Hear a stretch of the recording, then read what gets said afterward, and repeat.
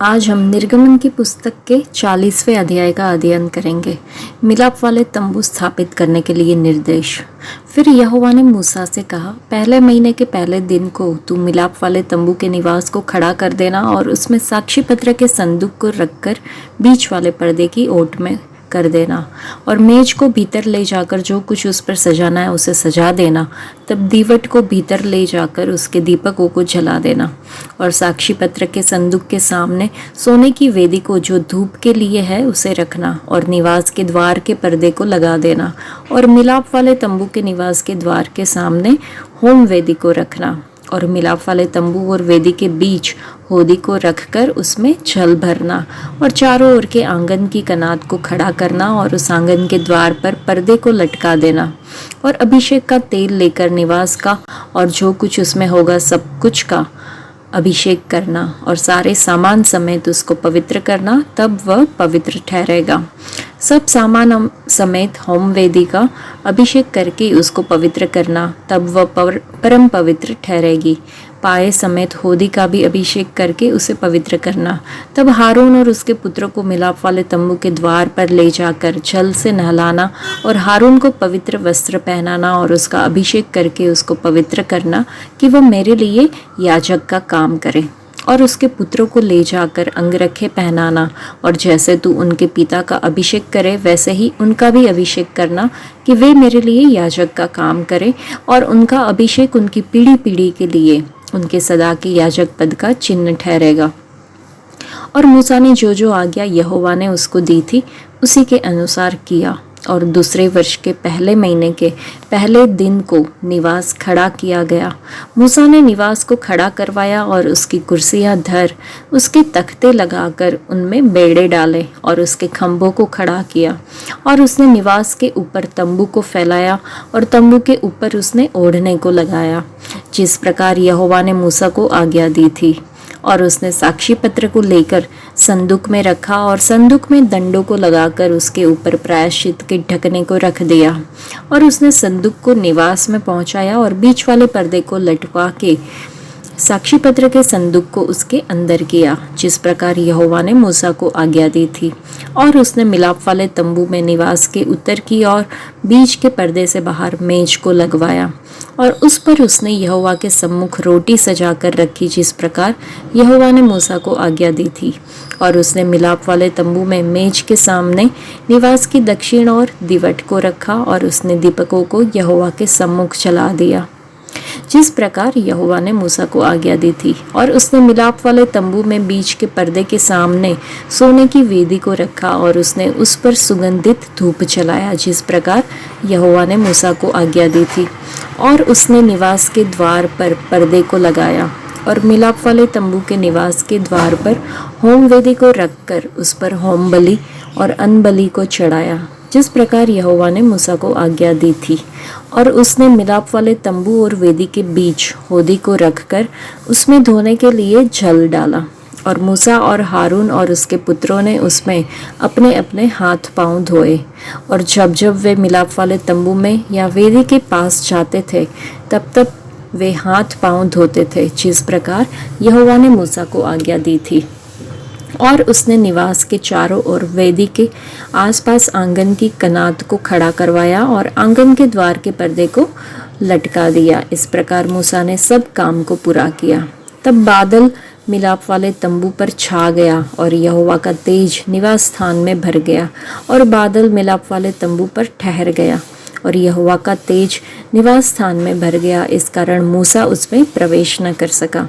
इस्राएलियों की सारी यात्रा में ऐसा होता था कि जब जब वह बादल निवास के ऊपर से उठ जाता तब तब वे कूच करते थे और यदि वह न उठता तो जिस दिन तक वह न उठता था उस दिन तक वे कुछ नहीं करते थे।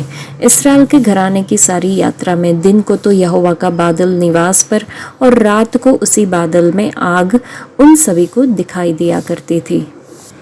इस अध्याय में हम देखते हैं कि किस प्रकार से यहोवा परमेश्वर ने मूसा को बताया कि तंबू कैसे बनाया जाए और हर चीज़ को एक निश्चित क्रम में उसके स्थान पर कैसे रखा जाए।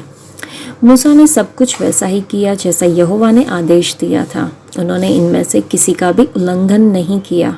सबसे पहले यह अजीब लगा कि जैसी प्रभु यहोवा ने उसे आज्ञा दी, ये जो वाक्य है उसका उपयोग करने के बजाय मूसा ने ऐसा चुना कि जैसा प्रभु यहोवा ने मूसा को आज्ञा दी। यह मूसा की विनम्रता को दर्शाता है। उन्होंने कभी कोई विशेष ऐसी कोई बात नहीं ली, क्योंकि वे अकेले थे जो परमेश्वर से आमने सामने बात करते थे।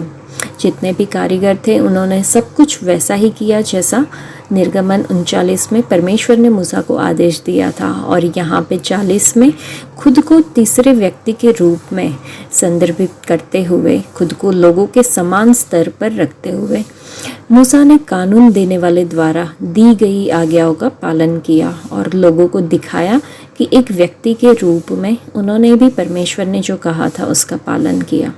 यहाँ तक कि कानून देने वाले मूसा को भी यहोवा परमेश्वर द्वारा मूसा को दी गई हर आज्ञा का पालन करना पड़ा। अंतिम क्षण में कोई परिवर्तन नहीं, इसमें कोई भावनाएं शामिल नहीं थी। काफ़ी सालों के बाद यीशु मसीह ने वैसा ही किया जैसा उसके पिता ने उससे कहा था, और फिर कहा हो गया। मूसा ने भी यहोवा परमेश्वर की आज्ञा के अनुसार सब कुछ किया और उसे दिए गए कार्य के अनुसार उसे पूरा किया।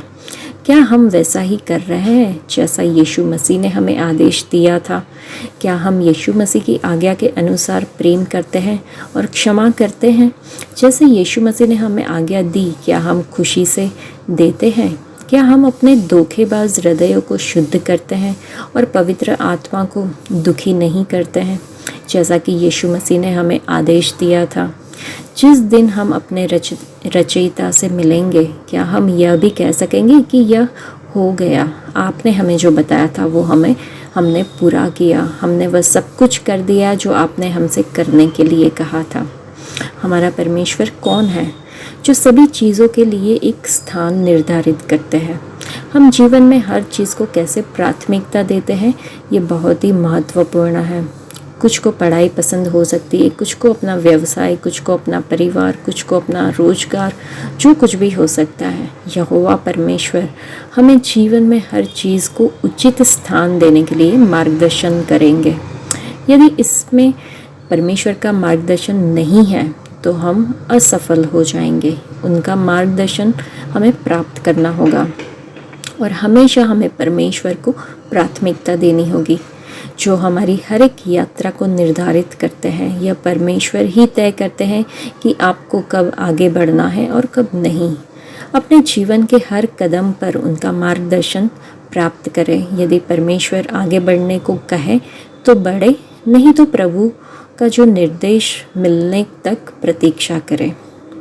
इस अध्याय में हमने ये भी देखा कि उन दिनों में इस्राएलियों को कनान तक पहुंचने के लिए जंगल से होकर गुजरना पड़ता था, लेकिन आज हमारी यात्रा इस दुनिया के जंगल से होकर अनंत कनान स्वर्ग तक पहुंचने की है। और सब इस्राएलियों के सामने मिलाप वाले तंबू के ऊपर खंभा और आग का खंभा खड़ा हुआ। मेघ स्तंभ और अग्निस्तंभ परमेश्वर की उपस्थिति का प्रतिनिधित्व करते हैं। आज हम परमेश्वर का मिलन स्थल या मंदिर है। यदि ऐसा सही में है तो पवित्र आत्मा को हमारे जीवन में मौजूद रहना चाहिए और हमेशा हमारा मार्गदर्शन करना चाहिए और हम पर शासन करना चाहिए। हमें भी अपने जीवन के हर कदम पर परमेश्वर की उपस्थिति से मार्गदर्शन लेना चाहिए। इतना ही नहीं, वह इंद्रधनुष और आग का खंभा इस्राएल के सब लोगों ने अपनी आंखों से देखा। परमेश्वर की उपस्थिति और परमेश्वर की छवि हमारे जीवन में अवश्य दिखनी चाहिए। इसका अर्थ है कि हमारा साक्षी जीवन, हमारा प्रेम, हमारी अच्छाई, शांति, विश्वास, खुशी, क्षमा, पवित्रता आदि दूसरों को दिखाई देना चाहिए। क्या ये आध्यात्मिक फल दूसरों को दिखाने के लिए हमारे अंदर है? आइए हम खुद का परीक्षण करें और पश्चाताप करें। हम अपना जीवन समर्पित करें ताकि दूसरे लोग हमारे साक्षी जीवन को देख सकें जो कि हम हैं। पवित्र आत्मा के नेतृत्व में परमेश्वर का मंदिर हम लोग हैं।